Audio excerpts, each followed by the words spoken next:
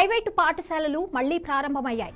విద్యార్థుల భద్రత నేపథ్యంలోనే రంగారెడ్డి జిల్లా రవాణా శాఖ అధికారులు స్కూల్ బస్సులపై ప్రత్యేక తనిఖీలు మొదలుపెట్టారు. రాజేంద్రనగర్ తెలంగాణ పోలీస్ అకాడమీ చౌరస్తా దగ్గర ఈ తనిఖీలు జరుగుతున్నాయి. ప్రతి బస్సును అధికారులు చాలా క్షుణ్ణంగా పరిశీలిస్తున్నారు. అసలు బస్సులకు సరైన పత్రాలు ఉన్నాయా లేదా అని చూస్తున్నారు.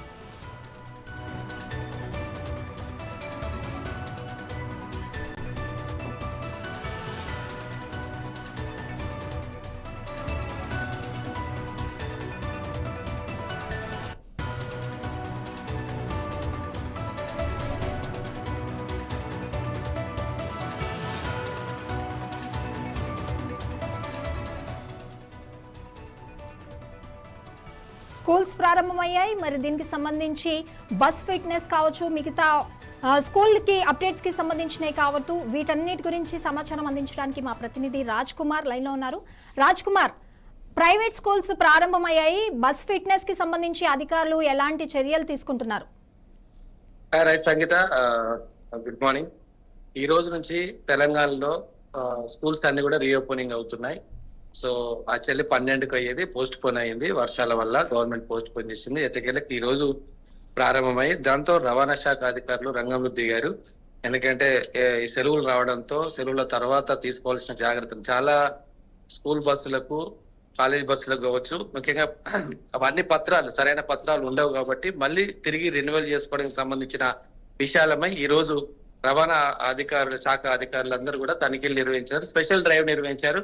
తెలంగాణతో పాటు ముఖ్యంగా హైదరాబాద్ లో ఈరోజు చూసుకున్నాం. రంగారెడ్డి హైదరాబాద్ జిల్లా పరిధిలోని అన్ని ప్రధానమైన కేంద్రాల్లో రవాణా శాఖ అధికారులు అన్ని తనిఖీలు నిర్వహించారు. ఆర్టీఎస్ స్పెషల్ డ్రైవ్ ఏం చూసింది, ఎందుకంటే చాలా కీలక పత్రాలు ఉండవు. డ్రైవింగ్ లైసెన్స్ సరిగా ఉండవు, తర్వాత ఫిట్నెస్ సరిగా ఉండవు, మిగతా ఏమైనా దాని మీద చలాన్లు ఏమైనా ఉన్నాయా, ఇవన్నిటి మీద ఒక స్పెషల్ డ్రైవ్ అయితే నిర్వహించడానికి ఈ రోజు రవాణా శాఖ అధికారులు పొద్దున్నే ఉదయమే రంగంలో దిగారు. 6 గంటల నుంచి ఈ యొక్క చేశారు. ఈ రోజు మొత్తం మీద దాదాపు 1000 బస్సులు తనిఖీలు చేశారు. 1000 బస్సులు తనిఖీలు చేస్తే 1000 బస్సులలో కొన్ని సరైన పత్రాలు లేకపోవడంతో దాదాపు 100 బస్సుల దాకా 100 బస్సుల్లో సరైన పత్రాలు లేకపోవడంతో కొన్నింటి సీజ్ చేసినట్టుగా మనకు సమాచారం వస్తుంది.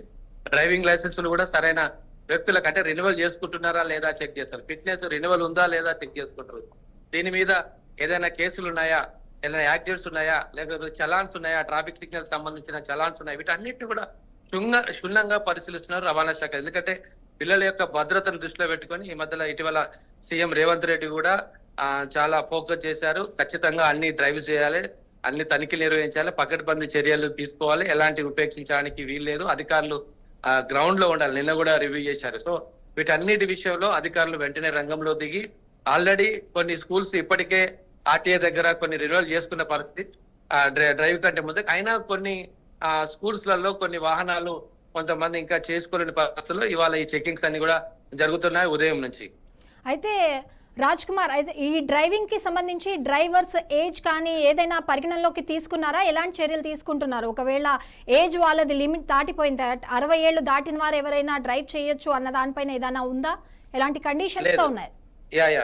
దాని మీద కూడా ఫోకస్ చేస్తున్నారు. ఎందుకంటే మనం చూస్తూ ఉంటాం స్కూల్స్ లో ఎక్కువగా డ్రైవ్ చేసుకున్న అత్యధిక ఏజ్ వాళ్ళు కూడా ఉండడం జరుగుతుంది. దీని మీద కూడా ఆర్టీఏ అధికారులు ఫోకస్ చేశారు. ఇటీవల ఒక కేంద్రం ఒకటి అమెండ్మెంట్ తీసుకొస్తుంది, ఒక చట్టము 50 సంవత్సరాల వరకు రెన్యువల్ చేసుకోవాల్సిన అవసరం లేదని ఒకటి తీసుకొచ్చారు. అది ఇంకా అమల్లోకి రాలేదు. కానీ ఓవర్ ఏజ్ వాళ్ళు అంటే 60 సంవత్సరాలు పైబడిన వారు కూడా కొన్ని స్కూల్స్ లలో కొన్ని చూస్తాం. పాత స్కూల్స్ కానీ పాత బస్సులు కానీ వాళ్ళు సీనియర్ తో 30 ఏళ్ళు 20 ఏళ్ళు నడుపుతా ఉన్నారు కాబట్టి వాళ్ళను విధుల్లో నుంచి తీసేయలేక కొంతమంది యాజమాన్యం అలానే ఉంచి దీని మీద కూడా ఆర్టీఏ అధికారులు స్పెషల్ ఫోకస్ చేశారు.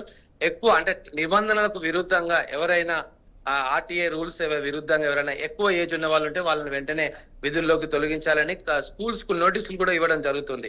దీన్ని కూడా కొంతమంది నోటీసు ఇచ్చారు.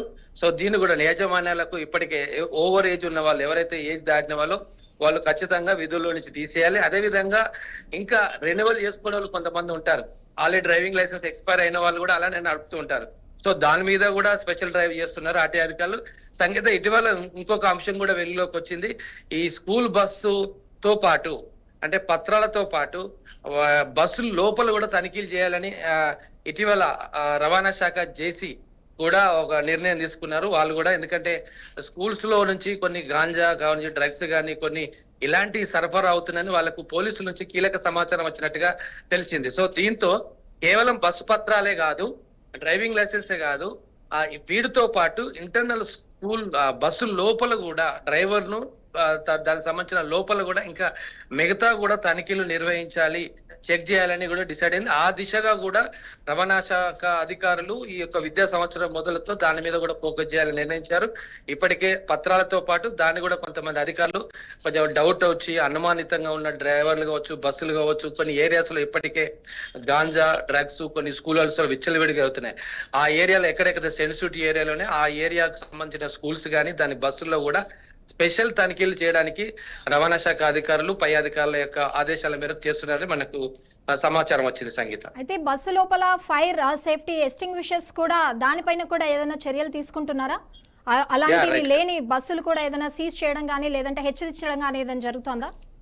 రైట్, ఖచ్చితంగా. ఈ రోజు 1000 బస్సులు చేస్తే దాంట్లో దాదాపు 100కు పైగా బస్సుల్లో ఈ యొక్క మీరు చెప్పినట్టుగా ఫైర్ ఎగ్జిక్యూషన్ అంటే ఫైర్ ఏదైనా జరిగినప్పుడు తీసుకోవాల్సిన జాగ్రత్తలు అవి కొన్నిట్లో లేవు అని గుర్తించారు. దానికి సంబంధించింది కూడా అధికారులు గుర్తించి కొన్నిటికి నోటీసులు ఇచ్చారు. కొన్ని బస్సులు సీజ్ చేసినట్టుగా కూడా తెలిసారు. ఈ రోజు సాయంత్రం మనకు అఫీషియల్ గా నోట్ కూడా వస్తుంది రవాణా శాఖ నుంచి ఎన్ని బస్సులు సీజ్ చేసాం అనేది తెలంగాణ వ్యాప్తంగా అవచ్చు, తర్వాత సిటీలో. దాంతో పాటు ఇంకోటి ఫస్ట్ ఎయిడ్ కిట్లు ఖచ్చితంగా ఉండాలి. ఎవరికైనా ఇప్పుడు జనరల్ గా మనం చూస్తూ ఉంటాం యాక్సిడెంట్లు ఎక్కువ జరుగుతూ ఉంటాయి, బస్సులు పిల్లలు అవుతూ ఉంటారు. ఓవర్లోడింగ్ కూడా దీని మీద ఫోకస్ పెట్టారు. ఓవర్లోడింగ్ ఖచ్చితంగా ఓవర్లోడింగ్ చేయొద్దు. నిబంధనల ప్రకారం ఎంతమంది పిల్లల్ని తీసుకెళ్లాలో అంతమంది తీసుకెళ్ళాలి. కానీ కొన్ని స్కూళ్ళు ప్రకృతితో 2 బస్సులలో తీసుకెళ్లాల్సిన పిల్లల్ని ఒకటే బస్సులో కొంతమంది నడిపేయడం వల్ల కొంతమంది, సో దాని మీద కూడా ఫోకస్ చేయడంతో పాటు మీరు చెప్పిన ఫైర్ సేఫ్టీ మేనేజ్మెంట్ తో పాటు ఫస్ట్ ఎయిడ్ కిట్ కూడా ఉండాలి.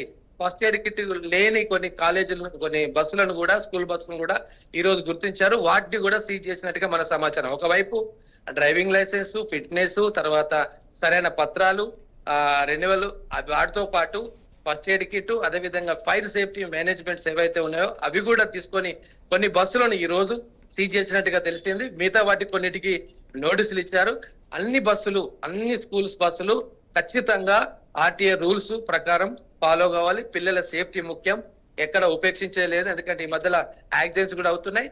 దాంతో పాటు సంగీత కేవలం బస్సులే కాదు, ఆర్టీఏ అధికారులు మనకి ఇచ్చిన సమాచారం ప్రకారం పిల్లల్ని తీసుకెళ్లే ఆటోలు, ఓమ్లీ వ్యాన్లు, వీటిని కూడా తనిఖీలు నిర్వహించడానికి రెడీ అవుతున్నారు.